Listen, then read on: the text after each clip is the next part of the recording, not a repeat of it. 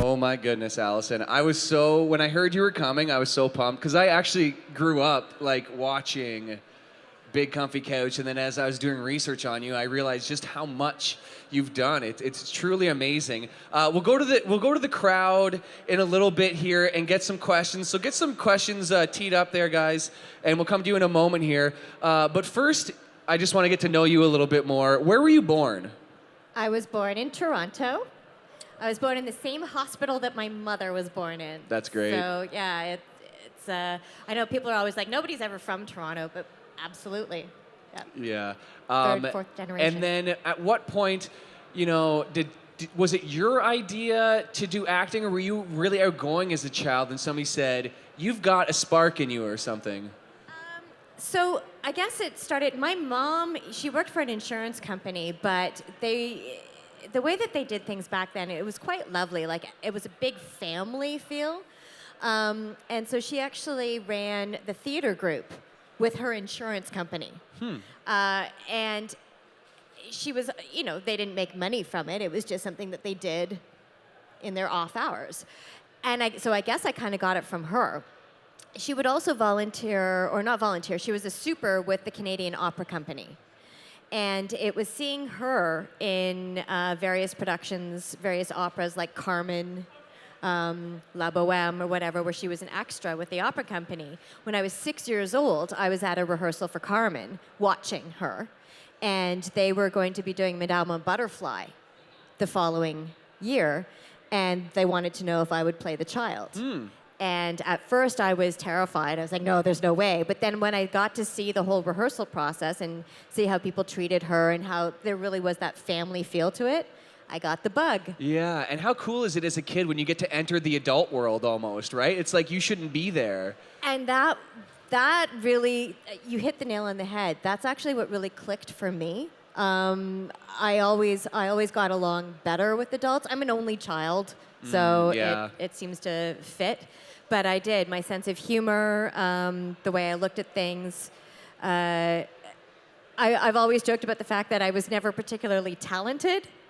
Like, I went to school with kids who just had so much more raw talent, just naturally talented, like super gifted singers, musicians, phenomenal actors, just could go really deep. But they didn't have the focus. So they had this natural talent, but they were still regular kids and just kind of living their lives. And with me, the reason that I think I got such a good career at an early age was because I paid attention to the technical stuff. Yeah. So I wasn't particularly talented, but I saw, it mattered when I hit my mark here, and to keep doing it at the same time, to pay attention to continuity, to pay attention to your lighting. Yeah. So the crews would love working with me, and that's how I kind of built my career. Yeah, because there's always the old saying, and I don't mean it as an insult, but it's like the seasoned actors always say, never work with children or animals. So to have a child who actually can be as professional as possible. When I was a kid, I felt the same way. Never work with other children. No. So then what was your, you've done so much. I mean, was Sesame Street your first big role in your mind, or was it Mr. Dressup, or what was your first big moment for you then? Each moment to me was huge. But I think, Sesame Street, it was certainly my first film. I was still only 10 years old, so it was still within the first year of getting an agent and acting professionally. Sesame Street was definitely a big deal. Mr. Dressup was a big deal, but that came the year after. And then Ewoks. How sweet is that? So I was 11 when I got the part of Milani, and that was a huge deal. So you were already a Star Wars fan, I'm assuming? Dude. You never know. You never know. Don't even. Are you kidding me? So there used to be a theater in Toronto called La Réserve. And it was in Cumberland, and you could actually buy movie tickets long before what they've done now, where they've come back to the way where you can buy tickets in advance. This was months up to a year in advance. And I remember going to see, and so this is how you know I'm way older than you, Empire Strikes Back in the theater when it came out. And I remember at the end of the movie just being like horrified with what had happened. And my mom and I look at each other and she's like, it's okay. I've already bought the tickets for Jedi. There will be a it's trilogy. Okay. It's okay. Because I'm just like traumatized, not ready to leave the theater. Yeah. So yeah. Bit of a Star Wars fan. Yeah, no, that's perfect. And then having that opportunity as a kid, I mean, I'm sure we all would have loved to step into our favorite movie and be in that. That's so cool. Mr. Dressup. Who here has seen Mr. Dressup or grew up on Mr. Dressup? I mean, what an icon. What was he? To be honest, I'm gonna sound rude here. I don't even know his real name. To me, he was Ernie. Mr. Dressup. Ernie Coombs. What was he like in real life? He was he was a love. He was that naturally laid back, but he had a sense of humor, and he was an adult, so he wasn't, he wasn't quite as soft as you saw him on camera, but he still had that lovely, just genuine, good personality. Yeah. Very, very sweet. Yeah, I was always impressed by how well he drew. That was my favorite part of the That's show. how he got the job. Just by drawing? Well, he and Fred Rogers actually were friends. Really? This is the thing that people always, they're like, what? They were actually friends. And the way that it started out, Fred Rogers actually got the job for CBC for their kids show. And he signed up, he did a thing with CBC, and then Mr. Rogers' Neighborhood with PBS the following year got greenlit. And so Fred was like, I need to go back down to the States and do that job. So he called up his art buddy friend, Ernie Coombs, who was American originally, and said, hey, listen. Mr. Dressup is American? He is. Oh, I don't care, but I didn't know. He got a Canadian citizenship. He's one of us now. Yeah. But so Fred called Ernie and said, listen, I got to go do this show for PBS, but the Canadian Broadcasting Corporation needs somebody for their show. You would be perfect. It's art-based. Mm-hmm. And so Mr. Rogers totally made that thing happen. Wow, that's crazy. So did that, seeing that, a children's show that's inspiring to young kids, how much of that weighed into your choice to be Loonette the Clown? I got the part of Loonette from working on Mr. Dressup because Cheryl Wagner, who created the Big Comfy Couch, and Karen Vallot, who did all of the art design for the Big Comfy Couch, were both puppeteers on Mr. Dressup when I was on the show.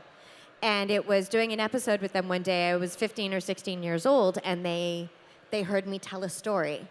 And they said, that's what we need for Loonette. And they asked if I would do the demo with them, and next thing you know, we're old making were this you? series. I was 16 when I made the demo. Wow. And then we didn't get our financing till a year and a half later. So when we shot the first season, I was 18. But I think for those of you who have seen Mr. Dressup, you know that the lovely thing about Ernie is that he had this gentle approach, but he was never condescending.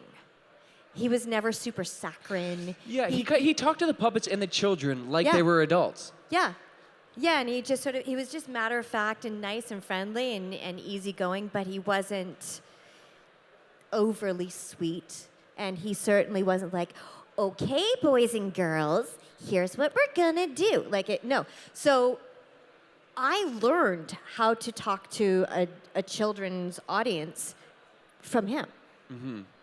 That's amazing. So Big Comfy Couch, you're 18. Did you expect it to be the cultural phenomenon that it became? No. I think I would have taken it more seriously. Did you have like clowning training? Because you do such great physical work. Like even in the intro where you're like skidding on one foot. Yeah. Like you definitely have a gift for physical comedy. So I've always been good at making a fool of myself, intended or otherwise. I'm really good at falling. tripping over stuff, just like if there is a way for something to go horribly physically wrong in a situation, it'll happen if I'm there. But I have a dance background. I was a dance major in grade school and then a music theater major in high school. But no, I didn't actually have any skills as a clown. Like I can't juggle, I can't ride a unicycle or do stilts or anything like that. And I didn't really know much about the clowning world other than what we see in typical sort of American TV, like Ringling Brothers, right? Mm-hmm. So when we got the funding to do the first season of The Big Comfy Couch, Cheryl actually got them to pay for her, Grindle, who played Granny Garbanzo, and me to go to Philadelphia because it was the Movement Theater of the World. And it was this workshop that would go for 10 days, and I think it was an annual thing, and it would go to different cities. But it brought in people from all over the world. So you got to see different, like, clowning and movement theater from, like, Kazakhstan and China and Poland and France and old school Russia clowning. And yeah, I actually met Patch Adams there. So I don't know if you're familiar with Patch Adams and like the I know the Gesundheit movie. Institute. Right. Yeah. Well, he's a real person. Really? And he was at the movement workshop, and I mean, he's huge. He's a super tall guy. Very charismatic, lovely person too. So we did the workshop. We went there because they just wanted me to see that. No, that what you see on TV for like Ronald McDonald. That's not clowning. Clowning This is a guy in makeup. Yeah, clowning is so much more, and clowning's about the pure heart and pure intent. But then everything that we normally as human beings try to keep locked up inside us and not show the world, it's taking that and putting it on display. Yeah. We had so many fans. I work at a radio station in town here, and we had so many people excited you're going to be here. So we went to the Facebook page and asked a few questions. But before we ask the questions that I have here, if anybody has any questions in the crowd, we have somebody with a microphone. I think Grace, or we have Matt back there with a microphone. Just raise your hand, and he'll head over to you. I'll just ask. Oh, you know what? Supergirl, we'll start with you. Oh. Check. Sorry. Do they know? Hey guys, can we get the channel up on this wireless mic? Test. Okay. What's your name? Natalie? With no H, I would like to point out. Oh, I see. I'm more of a Beetlejuice fan, so could you do me a favor and call him for me? Knowing that I should be wary, still I venture someplace scary. Ghostly haunting, I turn loose. Beetlejuice, Beetlejuice, Beetlejuice! Yeah! Woo! How good is that? That is awesome. We got another one here. My name is Jonathan, and my question is relating to Resident Evil. When you started out playing in Claire Redfield, what was it like? It was very weird. I'm not gonna lie. I didn't know the game franchise at all. I hadn't played the first Resident Evil. I'd never played a horror video game. And so when I was hired, they said, think of her as like Jubilee's big sister, but serious. And this is actually a horror, scary world. So take the cartoon stuff out of it. And then we would record these like tomes. The scripts were just huge. And you didn't really know what was going on, but you had to record all of these different scenarios, right? With no context. Right, no context. Yeah. And so several months later, we went back and we had to do all of these pickups and like basically re-record the entire game because everything had changed by that point. So it was strange. It was strange recording it. And it wasn't until the following year when they were, or a few months later actually, it was just coming out in January, and it was '98. And I was in New York at the Jacob Javits Center for the Toy Fair. And I was there as Loonette, sitting on a couch, promoting the Big Comfy Couch for licensing. And the booth right next door, I didn't know what it was, but I could hear it, because I could hear myself screaming. And I remembered saying, can I take a 5-minute break? Hopping off the couch, and I'm dressed up as Loonette, and I go tottering all over to this booth, and it's all like secretive, and they've got these white sort of partitions up so you can't really see what's inside, but they've got the PlayStation logo and Sony and all this stuff. And I managed to wander in, and there's all these guys with like a collection of lanyards around their necks, standing around looking super serious in their suits. And they're surrounded by Resident Evil 2 posters. And I see it, and I'm like, oh, that's me! So did you not know that it was going to be this huge? My contract is... So to this day, my recording contract for that game was for a game called Adventure Game 2. Because video game companies are so paranoid about any information getting out. Yeah. So they just would lie about the title, right? Huh. So I didn't know that it was called Resident Evil 2 Wow. until I walked into that booth. I'd seen what my character looked like when we did the pickups, but that's all I knew. So when I walked into the booth and I'm seeing, an image of me with Resident Evil 2 and hearing like the sound bites playing over and over, and I'm like, that's me! And all these guys in suits sort of stop and look at this crazy little clown girl, like, somebody please get her out of here. What do you mean that's you? You're weirdo. Yeah. I'm like, no, that's me. Hi. Okay, bye. Yeah, you go from this sweet, innocent, most lovable woman ever to shooting zombies in the face. A girl's got to do what a girl's got to do. Yeah, let's not pigeonhole people, Thank you. Yeah. And speaking of, girl power, at that time, who were the main characters that were female in video games? You got Lara Croft from Tomb Raider, and you got Claire from Resident Evil. That's huge. Okay, and if we have any other questions, just raise your hand, and Matt can head over there. But I'm going to ask you one here specifically about Big Comfy Couch that was asked from our Facebook fan page. Can you still do the clock stretch? Okay, so it's yes. Yes. Under the right circumstances and conditions. Needs a little liquor. Yes. Yeah. But it is important to stretch every day. Yeah, I think that was a lot of our first interaction with yoga, basically, it seemed like, eh? I had a carpet, or I guess an area rug you would call it, that was a circle in my living room as a kid, and as you would do the stretch on the clock, I would lay on the area rug like it was the clock, and I could never get my leg over my head, but I would try. But the point is you were trying. Absolutely. That is what mattered. It wasn't how well you did it. It's that you tried. Mm-hmm. That's great. And honestly, I'm not sure that there's anything cuter than just a little kid like rolling around trying to do the clock stretch. It's adorable. They're made of Play-Doh too, so they can they're all ligaments. They just sort of roll like weeble wobbles. Like, woo. Another question from the Facebook fan page. Where is the couch now? Every once in a while, you'll see something, especially from Canadian television. You'll see like the spinning wheel from Uh-Oh, or like a bunch of random Canadian novelty prop pieces.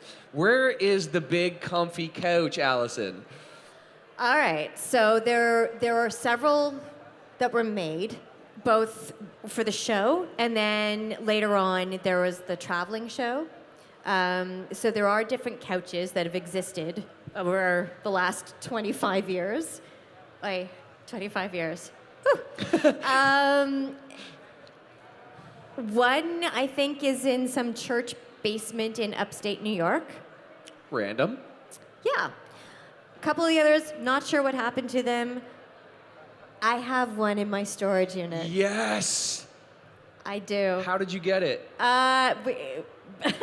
my friend was offered it because he worked with the touring group, and they were getting rid of all the props, and they're like, "Do you want the couch?" He's like, "Hang on," and he calls me, "Al, do you want the couch? It's $100." And I'm like, yes, I do. Oh my God. And it's been in my storage unit ever since because it actually is a really big couch, and I can't fit it in my living place. So, yeah.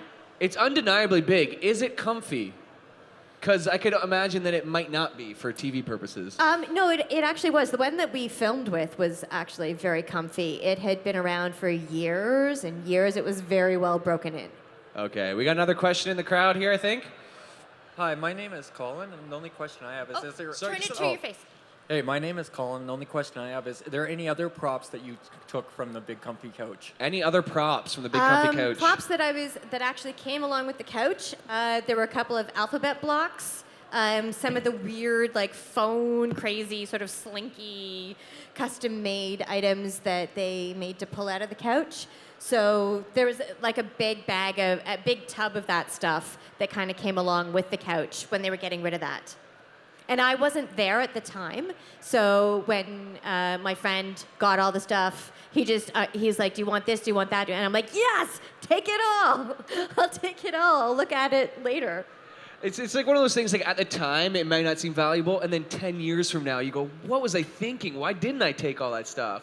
So I'm really glad you did. When it comes to Molly, your, I don't know, co-host? I don't even know what you'd call it, your co-star, I guess. Was there only one Molly, or was there multiple Mollys?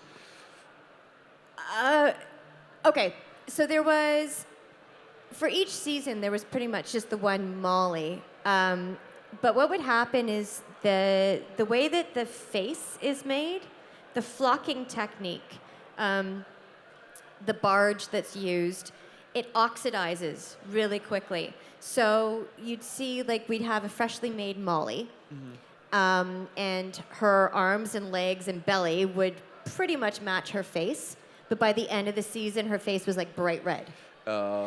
And so we'd have to have more than one head for Molly. First season, they didn't do that, and then we learned the hard way. Yeah. When we went to go back and do a second season, that's when they realized, okay, we have to make a couple more Molly heads.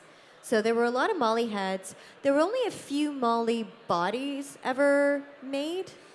And then when we did the theater show that traveled in the States for a number of years, we had what was called Big Head Molly, because for on stage you just needed something that read a little bit better. Yeah, so the audience could see it.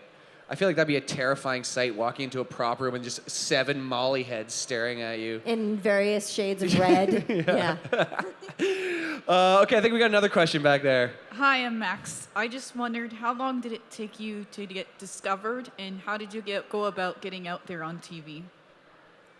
So what was the second half of that? I didn't quite hear it. How long did it take to get discovered, and... How did you go about getting on TV?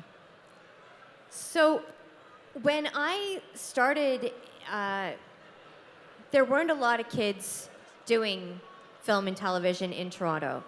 And I was really fortunate. There was a school for the arts that just opened up. It was called Claude Watson School for the Arts. It still exists. It's part of the public school system. So you didn't have to pay to go. You had to audition to get in. That's pretty sweet. When I was in grade 3, they were just opening officially, and the school started at grade 4, conveniently. Went from grade 4 to grade 8. So I auditioned, and I got in. And that was really my first opportunity for acting, because being in art school in a place that didn't, Toronto was not known as a television hub. The school would get calls from producers all the time needing kids who could act or dance or sing. And when I was 10 years old, I got a call. The office staff asked my mom if I would be interested in auditioning for this TV show. So we went to the audition. I went for like a third callback. It was down to me and this other girl. She got the part. I didn't get the part, but the father of the boy who got the part was like, "She's really great. She should meet my son's agent."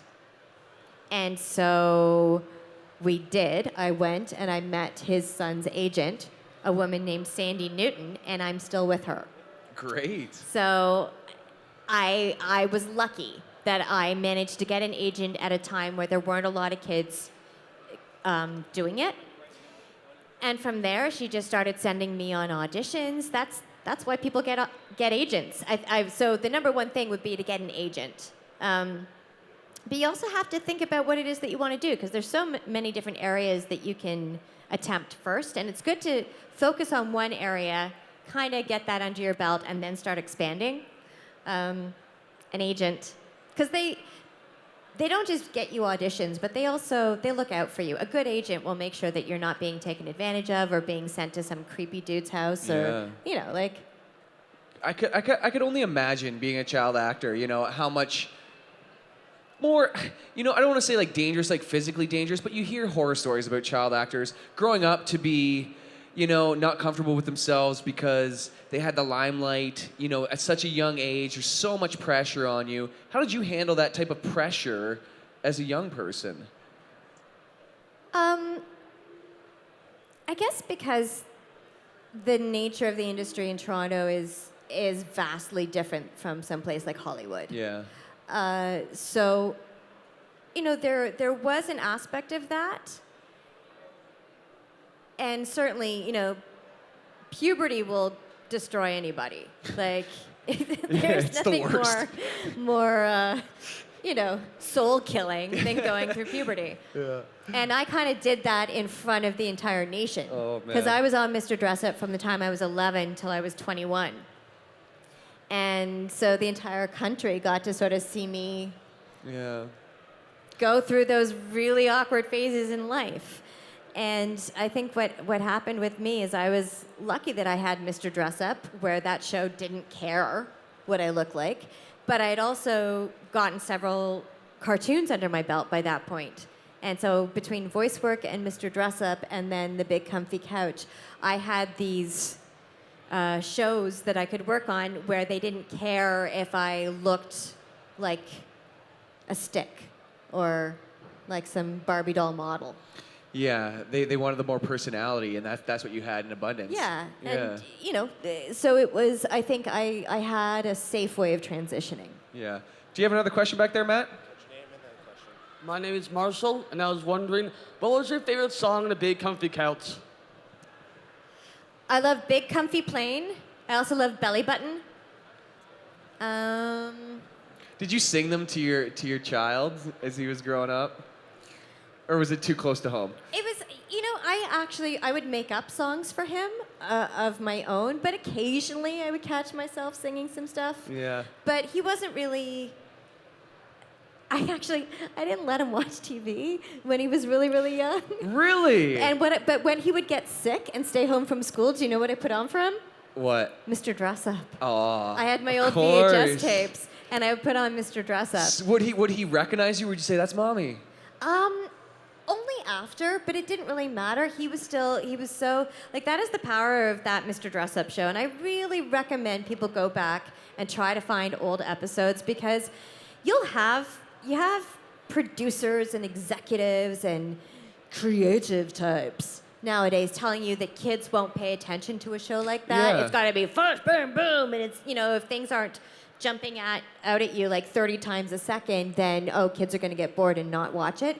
And that's BS. You put in an old tape of Mr. Dressup, and you're going to see a kid go, relax, get engaged, and just kind of sink in and just chill out, but still be paying attention. Yeah, it's like they mimic the energy almost. Yeah. And it's lovely to watch. And who doesn't love the sound of safety scissors on egg cartons and True. construction paper? I mean, it is the most consoling sound ever. Do you know what ASMR is? Have you ever heard of that? It's just like, it's a subset of like video. Anyway, it's a ridiculous tangent that I'm embarrassed I just brought up now. But it's like subtle sounds that are like super quiet that make you so relaxed. And that's what the old school. Do you ever get that feeling when somebody speaks or you hear a sound and like makes you feel super comfy or something like that? That's what ASMR is. Anyway, weird tangent. We have another question there, Matt? I think these guys over here. Say your name Hi. First of all, my name is Jimmy. Big fan, though it's hard to recognize you without the big red nose. No, don't. No. Oh yeah! Very nice. That's awesome. My question is, I know you said Mr. Dressup, Ernie, knew Fred Rogers. I'm wondering if you ever got to meet him. If I ever what? Got to meet him, Mr. Rogers. Oh, Mr. Rogers. No, I did not. I'm very sorry for that. I would have loved to have met him, especially in hindsight, looking back at just everything that he did for public broadcasting. The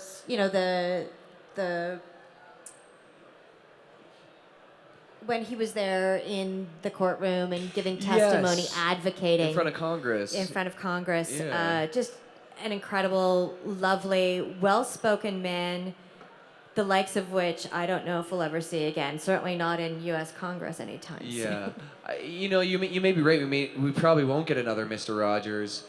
But is there any TV show for children on right now that you appreciate and you think is kind of in a similar vein? Anything that sticks out to you? I know you don't have a young child right now. Like, how old's your boy? He's 15. So yeah, he's a little out of that wheelhouse. Is there anything you respect or anything while he was growing up that you're like, that's a good children's show? I like that. Okay, what did I like when he was growing up? I liked Max and Ruby, the old Max and Ruby. I loved Peep in the Big Wide World. So I don't know if you guys have ever seen Peep in the Big Wide World. Yeah, that is, so to this day, that is the benchmark that I use in terms of what I think a really good preschool cartoon would be. Again, it's not super fast and zany and like over the top saccharine.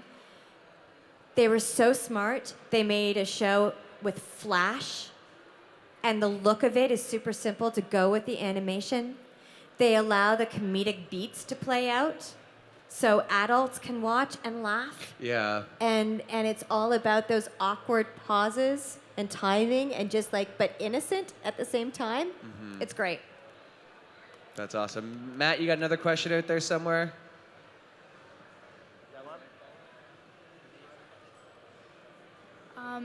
My name's Brooke. I know you did voice acting for video games, so did it feel weird to go from like doing stuff for shows to then doing stuff for games?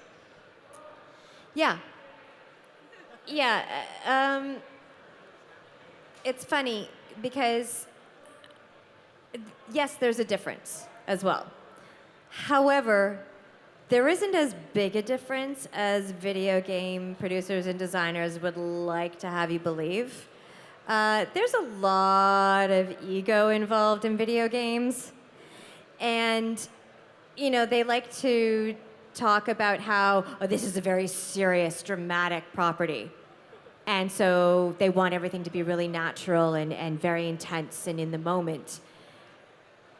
And at the end of the day, they still end up choosing the stuff that all sounds the same. It's hilarious. Do you think it's because it's more easily digestible for the average audience than getting too heavy, or what do you think? What do you think? No, I would say, there have been a few games where the voice acting is it's absolutely phenomenal, but then I actually find that the voice acting or there's so much talk it gets in the way of the game, like The Last of Us, right? Love it. Last of Us, amazing voice performances. I'm like, could you guys shut up already? Like, it's not scary because you keep talking. Interesting. Like, I need silence and isolation for me to really get into a horror game. Yeah. But that's just me. Yeah. I think so. There's a fine balance in there, but the majority of games that I see, The Last of Us notwithstanding, the majority of them they go for that same vocal tone for the male lead, the same vocal tone for the one female lead, and the 8 male leads that all end up sounding the same. And the choices that they make for like the action sounds and the damage and the grunts and the groans and all that. Did you hear something? could that be? You know, all of that stuff. It ends up being so generic. You know, for all of the, we're pushing the envelope and we're making art here or whatever it is, get over yourself. We're all doing this to make money. Yeah. You know, like. And when it comes down to it, we all just want to have fun when we're playing games, right? Yeah, and of course, ideally you want to make something that's going to be amazing and people are going to love it and it's going to suck them in for whatever genre it might be.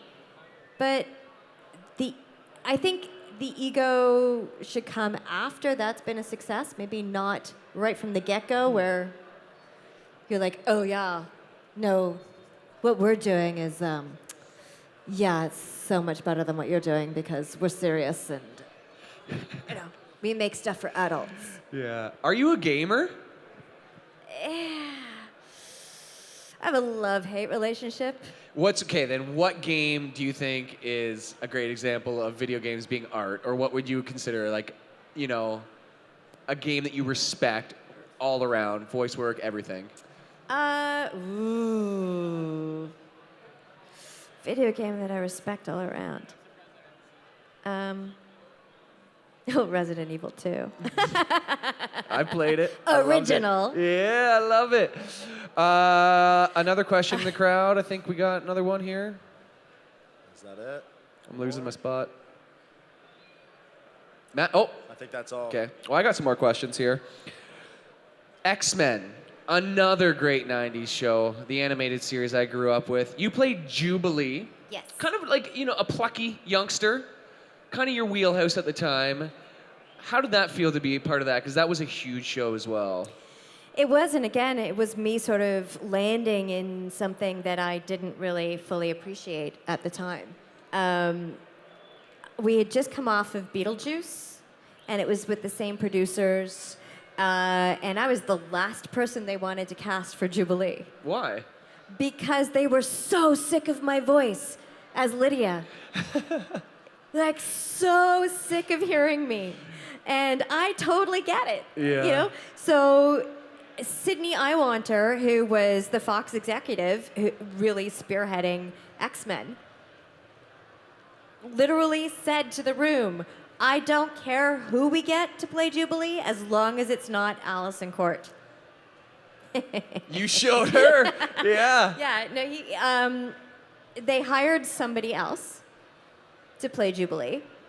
And I got a call at like 10 o'clock at night from my agent saying, can you get down to Sounds Interchange tomorrow? Do you remember that cartoon that you auditioned for, blah, blah, blah? I'm like, nope. Because I didn't, you go to so many auditions, you just don't really remember stuff, right? And then I went, oh, wait a second. Because I had a friend, Rob Hodgson, who was obsessed with the X-Men. And so I remembered when I'd gone to audition for it, he was losing his mind over that fact, right? But, you audition, you don't hear back, you figure whatever. So I call him up and I'm like, hey, do you remember this thing? Apparently I'm going in for it. He's like, where are you going to be tomorrow morning? I will meet you before you go in. And he handed me this pile of comic books just so I could actually learn about the character and learn about the world. So that was an interesting experience because I really had to get rid of what I'd been doing for Lydia. Oh, okay. And change the dynamic. It wasn't sort of goofy and lighthearted. It had to have a more serious edge, right? Yeah. So that was great, actually, because it broke me out of Lydia's voice. And I think if I hadn't had to do that, I wouldn't have stretched my vocal range. Yeah, that character's, I'm just trying to think back, but it seemed like it was more like a teen angsty type of character. Definitely. And I specifically remember the dynamic between Wolverine and her. It was like a father-daughter relationship, I think, kind of dynamic, which makes me surprised that there hasn't been more Jubilee in the X-Men universe. Why do you think that is? Because the people who make the movie gave her storyline to Rogue. As the youngster that was the father-daughter, They totally stole Jubilee's. Which is weird, because there was like a love thing between Wolverine and Rogue, I think. Like, weren't they an item or was... In the first movie? No, in the first movie, he like rescued her. I love mean, that she movie. was literally she was Jubilee, but with Rogue's power. Yeah, she would still absorb the powers. Yeah. Yeah, so it was a bit strange how but I still respect the movies for taking their own choices. Again, it's a different medium, and you should be able to play around with it depending on the medium. But I think that's a big part of why you haven't seen Jubilee. Also, you want, like, I'm lucky for the time, but she should be Asian. Was she written as an Asian in the comic books? I don't Well, specifically the remember. thing is, you look at comic book faces back in the day, and it's like, it's the same face. Like, everybody looks the same. Yeah, They just have different different hair. color hair. But I know, like, now she's definitely going to be Asian, which is good. Yeah, great. I think we have another question out here somewhere. Yep. Nope. Any questions? What? Okay, so you're working on. Hold Oh, on, we do I have saw one. a hand. Oh, we There's got a one hand right over there. there. Dude sitting next to Jimmy. Please let his name be Timmy. Jimmy and Timmy. Sorry to disappoint. I'm Josh. Cool name still. A couple Thank J's. You. Thank you. So I actually have a question similar to one that's already been asked, but how did you find the transition from acting live action for television to doing voice acting for television or video games? Was it a big jump, a big adjustment, or did you sort of already have the experience to get into it? I think one of the benefits of voice acting as a kid is that there's this natural tendency already to kind of be over the top. So that transition wasn't so bad. Like going into voice acting, it made sense. And I also had the benefit, I think when we were about 13, 14, you know her as Tara Strong, but I know her as Tara Cherndoff. So we went to school together, and we actually, some of her first cartoons we worked on together. And I was always cast for like one kind of role. But then working with Tara, I got to hear how she would change her voice up. So not a lot of people know this, but she actually she would do ventriloquism. Like she was a ventriloquist, and she had a dummy and everything, and she would do that like when she was 12 or even younger. Yeah, and like really well. She had crazy skills as a ventriloquist. So watching her and being in the booth with her, where even though she was new at voice acting, she just had this crazy ability to control her voice. That was the first time that I sort of realized, I was like, oh, there's more to voice acting than just sounding like myself. Interesting. I should probably get on that and learn a thing or two. So I guess I was surrounded by great people. I got to do it at an early age, so it wasn't so hard that way. Going back the other way, like the combination between doing children's television and voice acting, and then trying to go and do something adult. And they're like, whatever you're doing with your face, could you just tone that down, please? Because Yeah, especially in a clown thing, because it's all about your expression, yeah, right? Big expressions, lots of hand movements. The voice is very musical, and they're like, yeah, no, could you just, whatever you're doing, just stop. Was there ever an audition? I mean, I would think, I would just assume it would probably be in your teenage years, but you never know, that you wanted so bad, but it just was out of your grasp. Something that really made you upset that you didn't get it? I'm sure there's something super obvious. Oh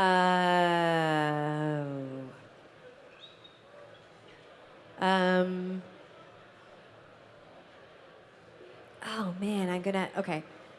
So the one role that I wanted, that I actually did get, but it was like I have to get this role, and it was the first time I'd ever wanted something more than just like for ego to say, yay, I got the part, because yay me. It was, I really wanted to play this part, was Lydia for Beetlejuice. Yeah. Like that was, this has to happen. Were you a big fan of the movie? Yes. Yeah. Yes. Who wasn't, I guess? Obsessed with the movie. It was my first year of high school when it came out. I was her, like dressed all in black and just like that. I had the full attitude going on. So yeah, I had to absolutely play Lydia. What since then? Let's see. But you know what? It was just such a crapshoot anyway. Like I auditioned for Agents of Shield, but that was, when they were first putting together their main cast. Yeah. And that would have been fun, but not really. I think I've been really lucky with whatever has come my way. That's awesome. Was it hard not to develop an ego then, especially as a young person? You're getting all this attention. You're doing artistic high schools as well, so there's other actors around you that aren't having the success you're having. How did you stay humble? Well, because I work in Canada. So. Yeah, you know what? Good point. Good point. Still, though, I mean, at least like you're coming back. You're like, I got this. You must have had some friends who are actors that never got that success and were jealous of you. Kids can be cruel. So yeah, there were some tough times at school. But then, I mean, certainly from grade 10 onward, I went to Etobicoke School for the Arts, and everyone there was just amazingly lovely, like really chilled out, and nobody really cared. It was I was very fortunate, and I would say, I guess something, I probably was a bit of a jerk. I don't think I wasn't mean, but I was certainly. I knew that I had a good career. Yeah. And I think one of the greatest things that being Loonette has ever done for me is the charities that I got to work with and be invited to work with because of being Loonette. Doing that stuff, I think, put things in perspective. Being, the Make-A-Wish Foundation. Yeah. So I remember the first time that I got contacted by Make-A-Wish to be a wish for a child. Wow. And that killed me. That's amazing. I lost it because I was like, I'm not, seriously, you need to choose something better. You need to choose something better. Like if you're dying and your one wish is to meet me, I'm not worthy of that, and please can you choose something better? And so that messed with me for a long time. And then, I got it together and I met, her name was Jackie. But that definitely made me sort of wake up and snap out of any sort of bubble I was living in where it's like, oh, life is all perfect and grand and yay me. Being a wish for a dying child will bring you back down to earth. That's amazing. Again, if you have another question, we got one right here. I'm Sue. It's just such a privilege to hear you speak here today, here in London. We're just delighted to have you.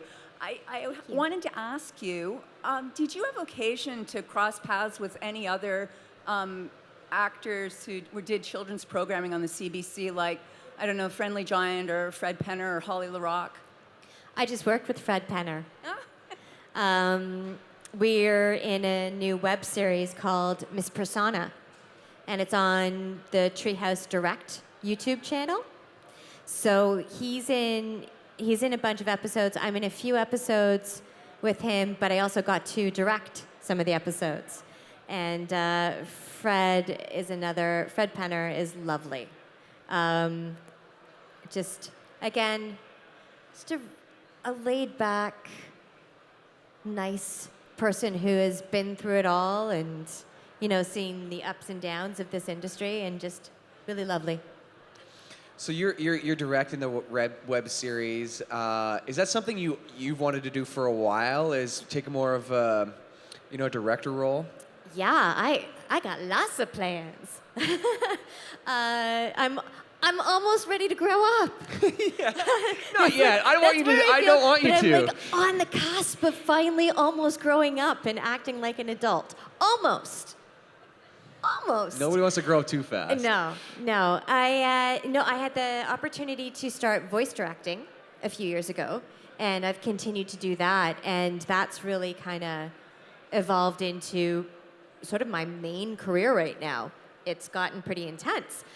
But then in the summer, friends who were putting together this web series, they wanted me to perform on it, but they also knew that I was voice directing, and so they offered me an opportunity to do some live action directing, which I jumped at because I totally want to do that. Yeah. What was that project called? It's called Miss Persona. Miss Persona. Yeah, MISS, and then Persona, Persona. And sorry, I had something written down here too. I was talking to a fan of yours. Mysticon? Is that a thing? Mysticons. Mysticons. Yeah, it's so a thing. You're acting in that and taking sort of a producer role or something. What's your role in this project? Okay, so with Mysticons, it was strictly as a voice. Oh, okay. So I play Arcana, Princess Arcana, and she's the dragon mage. And it's a really cool cartoon for kick-ass girls have to save the realm. It's an action series. It's got drama. The characters and the storylines are so well written. The world that Sean Jara has created is phenomenal. And if you are a fantasy sci-fi fan, the lore that he has managed to pull from and create this whole new world, it's fantastic. And I really recommend you check it out. It's on YTV and Teletoon. We touched on it earlier about roles for women and how there seems to be several roles for men and then one good role for women. Are you noticing it trending in a better way? Like, are you seeing more positivity now in 2018, or is it still same old, same old? I'm starting to see a shift. I mean, right now it still feels like a superficial shift. In what way? What do you mean by that? Well, so the trickiest thing that we find for female versus male characters is that writers wrapping their heads around the fact that the female characters don't have to be perfect. So typically in a show, you'd have like 4 guy characters, and they all have their different personality quirks, and the one female that they hang out with, and she's perfect. She's always like, the guys, come on. She's like a tomboy, but she's smart, but she's really super handy, but she's sassy, but she's kick-ass when she wants to, but she also looks really cute. Like she's perfect, and she's not allowed to have flaws. So the big move right now is getting writers and creators and executives to understand that when you have a female character on the screen and you're writing for her, she needs to be flawed. You know, they need to have their different personality quirks, just like you did for dudes. Yeah. Whoa! It's crazy. It's mind-blowing stuff, man. 3-dimensional female characters. Yeah, what? with depth. What? Yeah. So it's happening, but it'll take time to get there. It's funny. I mean, one of the things that was great about the Big Comfy Couch, female lead. Like you were talking earlier about female leads. Well, Big Comfy Couch, show me another kids show, preschool show that was on at the time where the lead was a young girl. Yeah. Yeah. And as a young boy, I was watching it and it didn't seem weird, you know? You know, and even though I was dressed in pink and purple, boys still watched it. Yeah. Oh my gosh. Yeah. Crazy. I grew up well-adjusted, Yeah. you know? It's fine. Like, honestly, it's, you know. Yeah. Okay. No, well, you must watch your truck show. yeah. Yeah. You know what? Maybe boys should be a little more sensitive. You never know. Guys, we'll take one more question from the audience. This is kind of flying by here. If we got one more, we'll take it. I think we covered a lot. Oh, we got one right here. Hi, my name is Benjamin, and I have a question. What was your favorite role you like to work on the most, next to Loonette and out of them all? What would you say is your favorite? Yeah, aside from Beetlejuice and Loonette. Yeah, that's I mean, I think my L characters, Lydia and Loonette, are gonna be. Those are hard to beat. What about one you'd want to revisit as well? Is there anything you felt like there's something Well, left in you? I would love to revisit Beetlejuice. I don't see why we can't have a. I hear rumors that Beetlejuice is coming back. Yeah, there's rumors, but I don't know. I think that'd be a fun one to bring back. Let's see, characters. I would. Are you okay? This is going into a different realm, but are you familiar with Anita Blake? Sorry? Anita Blake, Vampire Slayer. I need a plate? No, Anita Blake. No, I'm not. Vampire Slayer. It's by Laurel K. Hamilton. They're like Buffy for grown-ups, like slightly X-rated Buffy stories. I'm down. Maybe. I think that would be a fun property to do, cartoon or live action. I think that would make like a great HBO or Netflix show. But I'm also, one of the things that I'm really focusing on right now is taking independent comic book properties and developing them for television. Cool. So working on some of that stuff right now. Can you tell us? Is there anything you can reveal? Maybe working with there's any Canadians, anything? It's still like really early days right now. Franklin and Ghost is something that we're developing. Dead Duck and Zombie Chick. It's another one. And then Sioux Falls, which my other half actually created. It's actually a serious story. It's set in it's a steampunk post-apocalyptic world devoid of oil. That's the setting, but the underlying story is the Dakota Uprising of 1862, when they were banished, and then it was the largest mass execution Abraham Lincoln ever ordered. It was the 38 plus 2 Native Americans who were hanged. Wow. Yeah, and a lot of people don't know that story, but that's a comic book that is out right now, and we're looking at developing that for television. Awesome. Well, it sounds like the future is promising. Thank you for all the work you've done, Alyson. Is there anything before we let you go that you'd want us to check out, maybe where we can find you online or anything like that? You guys can find me on Twitter at Alyson the Other. You can check out Miss Persona. It's a preschool, 3-minute episodes each, preschool series. And of course you can hear me as Arcana in the Mysticons. But then I'm voice directing The Magic School Bus Rides Again for Netflix, Cupcake and Dino for Netflix. Did you say The Magic School Bus Rides Again? Yeah. Holy cow. Yeah. I'm in. Magic School Bus Rides Again, Cupcake and Dino, Clifford the Big Red Dog. Nice. For Amazon and PBS. And what else do we have? A couple other shows, Power Birds, Remy and Boo.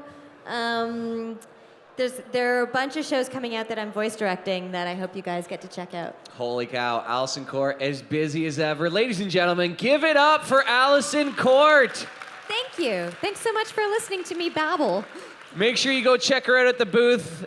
Get a photo with her. Get an autograph. Brag to all your friends that you met Alyson, you met Loonette, you met what was the character from Beetlejuice again? Lindsay? Lydia. Lydia. For shame. For shame. To me, Loonette right here in my heart, guys. Alyson Court once again. Thank you for watching the Convention Junkies coverage of the 2018 London Comic Con.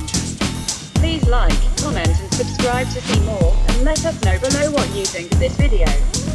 If you would like to help us with future projects, please visit our Patreon page.